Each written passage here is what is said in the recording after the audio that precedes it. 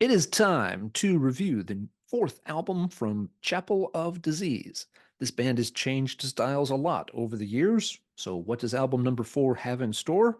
Stay tuned and find out. That's why we see, and it is dark. That's why we... Hello, Heavy Metallurgy. My name is Alan, and I'm here today to review the fourth album from Chapel of Disease. It's entitled Echoes of Light, and it was released February 9th on Van Records, the ever dependable German label with a really stellar lineup of bands. Chapel of Disease has been around for over a decade. They released their debut album, Summoning Black Gods, back in 2012. This is a good but relatively straightforward old school death metal release. Yeah, pretty straightforward, but quite enjoyable. But the band quickly started to expand their sonic landscape on the second album, The Mysterious Ways of Repetitive Art. This album still has some, death metal elements to it, but you also hear the band sort of just rocking out a bit more, looser guitar structures, and kind of, longer, more winding passages at times. It's a really fun listen, but you can tell the band is already starting to drift into a different style. The band continued to kind of, drift in this direction on their third album, as we have embraced, wait, no, as we have seen the storm, we have embraced the eye. A ridiculously long album title. You can kind of tell in the progression of the cover art on these that, yeah, the band is, rapidly moving away from death metal sounds and embracing this, other direction, which is a little hard to describe. I guess you'd have to use adjectives like prog rock or maybe post rock.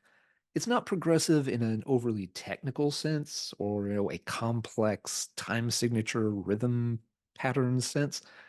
Just that the banjo is trying different things here.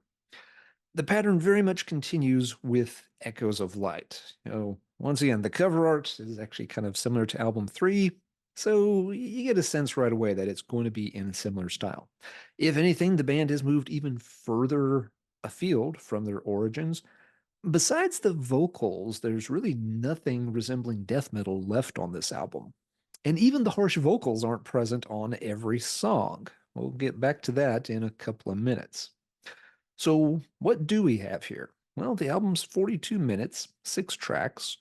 It's a reasonable length and paces itself pretty well. It's interesting that the first 3 songs are all right around the 8-minute mark, but none of them drag at all, which is a good sign. The songs do manage to keep moving, and it speaks to one of the band's strengths with this newer direction they've adopted, that they're pretty good when they're just rocking out, letting the guitars lead the way. The guitars have a very clean sound to them. There's not a lot of distortion or anything whatsoever. And yeah, you get these kind of, long, flowing, somewhat winding guitar passages that, keep moving things forward. Sometimes they can feel maybe a little samey from track to track, but things are always at least moving in the right direction. Nothing gets bogged down or too boring along the way.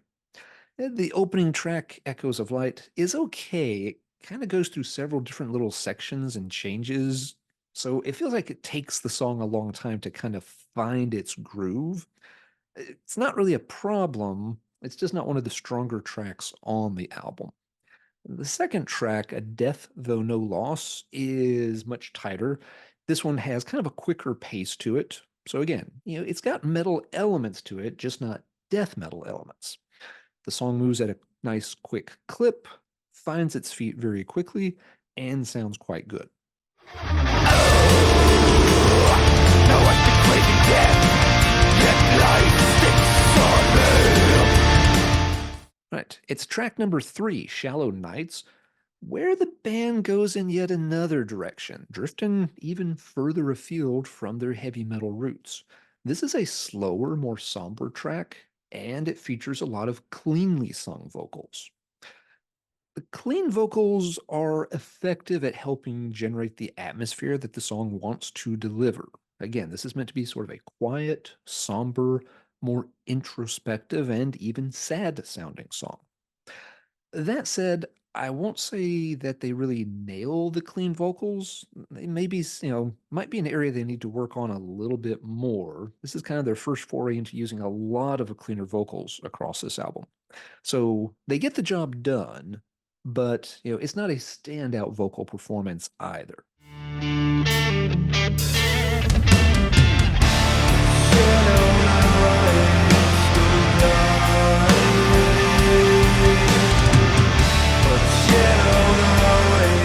The fourth track, Selenophile, is another one that's a little faster, feels a little more metal, with the vocals kind of getting a little harsher and gruffer once again.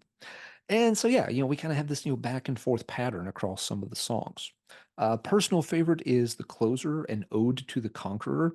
This one starts with some of that kind of very loose, winding guitar work early on, but then switches into that more somber, atmospheric style with the cleaner vocals for much of the middle and later parts of the song. This song just feels like it's put together very nicely, has a nice emotional impact to it. The parts just work really, really well together.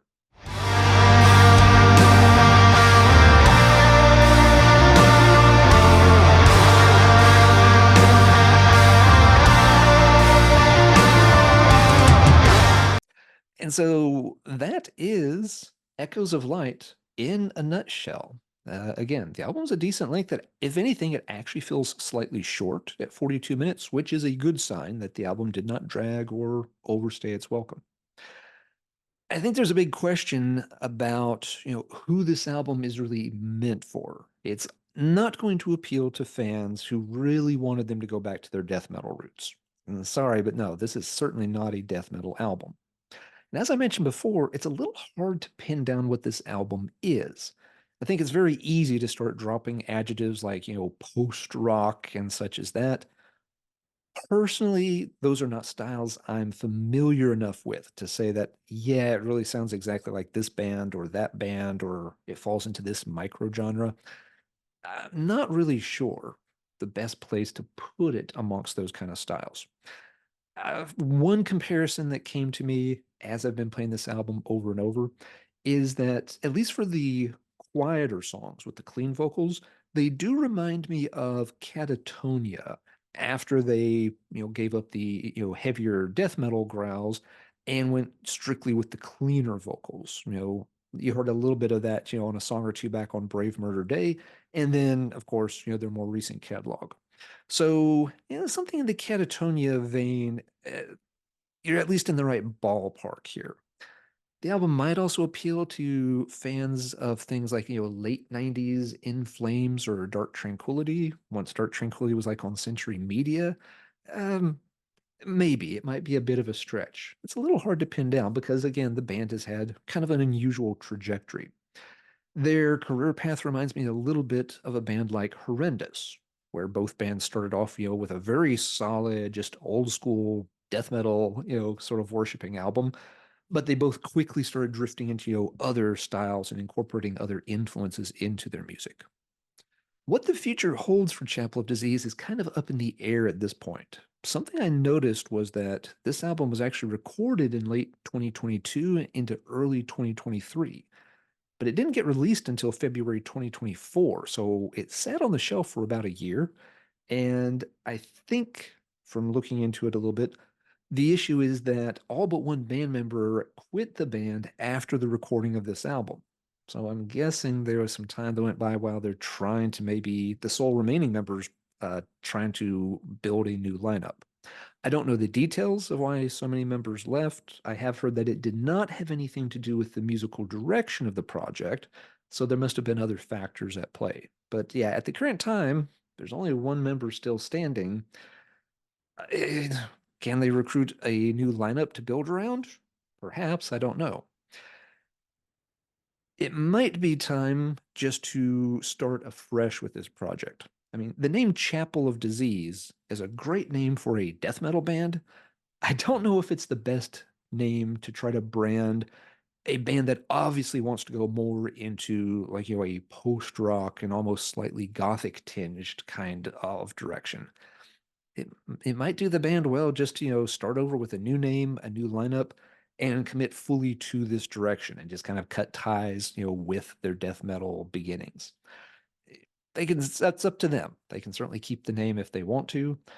I think it's a situation though a little bit similar to bands like Death, where Chuck, often felt in later years that he was kind of constrained by that death metal tag because he wanted to expand and really focus on other styles. The same could maybe be said of Horrendous a little bit. The newer albums might might work better with a different band name, but you know, also we build a lot of branding and momentum with the name. I'm sure it's hard to give up. But yeah, this maybe Chapel of Disease picks a new name, maybe they pick a new direction, or maybe this is going to be their swan song if a new lineup can't be established. If it is their swan song, I think they leave behind a very nice catalog. I've enjoyed all four albums. The new album is enjoyable overall. I will say though, again, it's not going to be for everybody. You're going to have to be comfortable with a lot of non-metallic elements within the music. It may have drifted a little too far out of heavy metal territory for some folks to appreciate. If you're okay with bands, again, like, Catatonia, maybe later Sentenced, even bands like Anathema, where, they really drifted off more into, sort of, the prog or post-rock territory, that at least gives you an idea of what Chapel of Disease is doing. Compared to those bands, I think Chapel of Disease does maintain a better guitar presence with those kind of very long rocking out solos, which they do extremely well. All right, so if Chapel of Disease isn't quite metal enough for you currently, let's do a call to arms for something that definitely has a more metallic flavor to it. Portland, Maine's Obsidian Tongue recently released an EP entitled The Stone Heart. This is a 3-track EP available for download. It includes 2 new songs and an instrumental. If you're not familiar with Obsidian Tongue, they play atmospheric black metal. The songs work very well where they kind of can slowly build up. They'll kind of crescendo and they can open up a big sonic landscape. Then they can also play very furiously, kind of barrage ahead with faster drumming, harsher vocals, and then slow things back down quite a bit, and then start the cycle back over.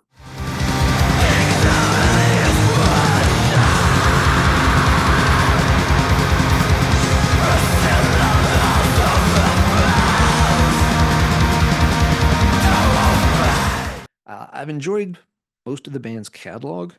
Individual songs don't always stand out incredibly well. They're often listened to best as a whole, where you can really appreciate the sort of ebb and flow of the tracks one into the other. The EP is very good. It works in that same style. So if you've enjoyed their other projects and you like bands such as Chicago's Vukari, as another band that operates in a similar style, then make sure you don't miss the Obsidian Tongue EP. I'm hoping the band has another full length in the near future. All right, that is going to do it for this review. Make sure to check out the other content here on Heavy Metallurgy. And until next time, keep banging your head.